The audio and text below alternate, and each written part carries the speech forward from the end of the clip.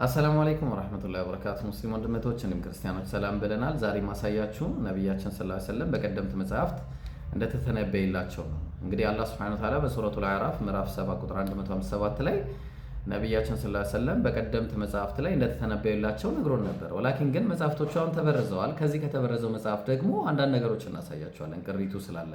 ማቴዎስ ወንጌል ምዕራፍ 21 ቁጥር 33 ላይ ሌላ ምሳሌ ስሟል። ኢየሱስ በምሳሌ ያስተምራቸው ነበር። የወይን አትክልት የተከለ ባለቤት ሰው ነበር አለ። ይሄ ምሳሌው ማን ነው? የወይን አትክልት ባለቤት የተባለው አምላክ ነው። ቅጥርም ቀጠረለት፣ መጥመቂያም ማሰለት አለ። ቅጥር ቀጠረና መጥመቂያም ማሰለት፣ ግንብም ሰራና ለገበሬዎቹ አከራይቶ ወደ ሌላ ሀገር ሄደ። ገበሬዎቹ የተባሉት አይሁድ ናቸው፣ እስራኤላውያን። የሚያፈራበትም ጊዜ ሲቀርብ ፍሬውን ሊቀበሉ ባሮቹም ወደ ገበሬዎቹ ላከ። ባሪዎቹ ማለት ነቢያት ናቸው። ስለዚህ ወደ እስራኤል ልኮ ነበር እግዚአብሔር ወደ እስራኤል ብዙ ነቢያትን ልኮ ነበር። ገበሬዎቹም ባሮቹን ይዘው አንዱን ደበደቡት፣ ሌላውንም ገደሉት፣ ሌላውንም ወገሩት። ስለዚህ ብዙዎችን ይገሉና ይወግሩ ነበር፣ የታወቀ ነው። ደግሞም ከፊተኞች የሚበዙ ሌሎች ባሮችን ላከ። እንግዲህ ሌሎች ነቢያትን ልኮ ነበር፣ እንዲሁም አደረጉባቸው። በኋላ ግን አለ ልጅን ያፍሩበታል ብሎ ልጁን ላከባቸው። እንግዲህ ኢየሱስ ለእስራኤል የመጨረሻ ነብይ ስለሆነ እስቲ ደግሞ የመጨረሻውን ልጅ ልላክ አለ። በቃ ብዙ ልጆች አሉት እግዚአብሔር። ከልጆቹ መካከል ልጁ አንደኛ የመጨረሻው ልጅ እንግዲህ በእስራኤል የመጨረሻው ልጅ ሊልክ ነው። ገበሬዎቹ ግን ልጁን ባዩ ጊዜ እርስ በርሳቸው ወራሹ ይህ ነው፣ ኑ እንግደለው፣ ርስቱንም እናግኝ ተባባሉ። ሊገሉት እንደፈለጉ አይሁድ ኢየሱስን፣ ሙስሊምም ክርስቲያንም ይስማማበታል፣ ጥያቄ የለውም። አሁን ግን ይዘውም ከወይኑ አትክልት አወጡና ገደሉት አለ። ኢየሱስን ገደሉት ብሎ የማቴዎስ ጸሐፊ ተናገረ። ይሄንን አላህ ቁርአን ላይ ነው ብሎ ወማ ቀተሉሁ ወማ ሰለቡ፣ አልገደሉትም አልሰቀሉትም ብሎ ተናግሯል። ኢየሱስ አልተገደለም፣ ተሳስቷል፣ እዚህ ጋር ተበርዟል ማለት ነው።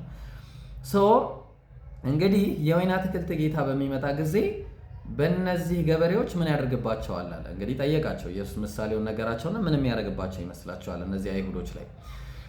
እነሱም አሉት ክፉዎችን በክፉ ያጠፋቸዋል፣ የወይንም አትክልት ፍሬውን በየጊዜው ለሚያስረክቡ ለሌሎች ገበሬዎች ይሰጠዋል አሉት። እንግዲህ ሌሎች ገበሬዎች አሉ ማለትም ከአይሁድ ውጭ ወይ ከእስራኤል ውጭ ያሉት ለነሱ ይሰጣል። ኢየሱስም እንዲህ አላቸው፣ ግንበኞች የናቁት አለ የናቁት ድንጋይ እሱ የማዕዘን ራስ ሆነ አለ።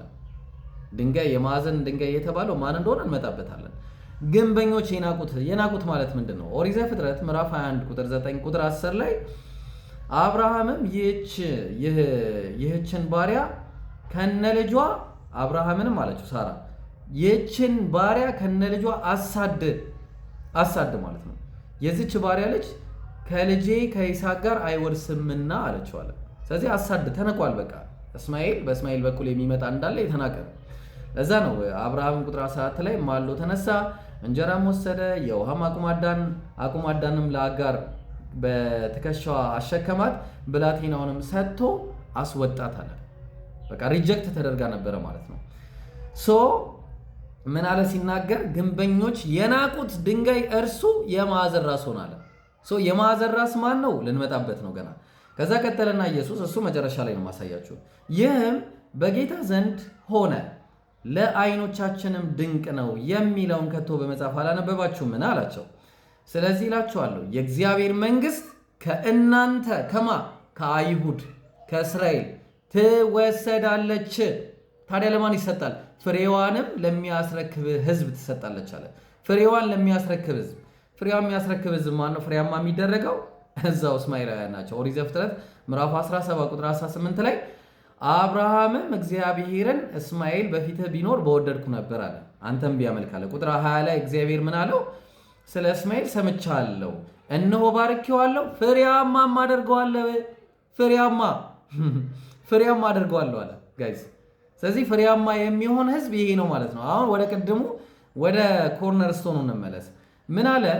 Jesus said to them, ለነሱ አላቸው ኢየሱስ have you never read in the scriptures በመጽሐፍት አላነበባችሁም? the stone that the builders rejected ግንበኞች የናቁት ድንጋይ has become the cornerstone የማዕዘን ድንጋይ ሆናል። ማዕዘን ላይ የሚቀመጥ ድንጋይ ሆናል። who is that person? ማን ነው እሱ? ሰሂህ አልቡኻሪ 35 ላይ ምን አለ? Allah's Messenger sallallahu alaihi wasallam said, my similitude in the comparison with the other prophets before me is that of a man has built a house nicely and beautifully. የኔና ከኔ በፊት የነበሩት ነቢያቶች ጉዳይ አስመልክቶ በንጽጽር ሲቀመጥ እንደዚህ ነው አሉ። አንድ ሰው እቤትን አሳምሮና ቆንጆ አድርጎ እንደሰራ አይነት ነው አሉ። except for a place of one brick, አንድ ድንጋይ ግን አንድ ቦታ ትቀራለች። ምን ቦታ? in a corner, በምን? በማዕዘን ቦታ የሚቀመጥ ድንጋይ አለ።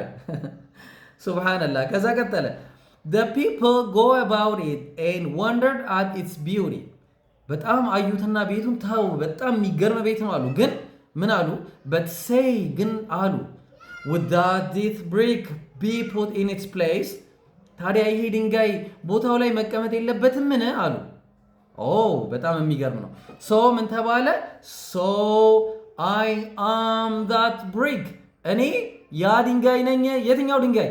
ኮርነር ስቶን፣ ኮርነር ላይ የሚቀመጠው ድንጋይ ነኝ አሉ። and I am the last of the prophets, እኔ የነቢያት መደምደቢያ ነኝ አሉ ነቢያችን ሰለላሁ ዐለይሂ ወሰለም። ዋው! አያችሁ ኢየሱስ ራሱ ነቢያችን ሰለላሁ ዐለይሂ ወሰለም እንደሚመጡ በስነ ስርዓት ያውም ኮርነርስቶን በሚባል ሁኔታ ማስቀመጡን በጣም በሚገርም ሁኔታ ነቢያችን ሰለላሁ ዐለይሂ ወሰለም ይህንን ትንቢት ፉልፊል ማድረጋቸውን ታያላችሁ። ስለዚህ ጀማዓ ትላንትና የለቀኩትንም ቪዲዮ ሪፖርት አድርገው ሪሙቭ አስደርገውብኛል። ይህም ቪዲዮ ሪሙቭ እንዳይደረግ የእናንተ ጥረት ይወስነዋል። ስለዚህ ምን ታደርጋላችሁ? ኮፒ ሊንክ አድርጉ፣ ለሰዎች ተደራሽ አድርጉት። ያ ጀማዓ አሰላሙ አለይኩም ወራህመቱላሂ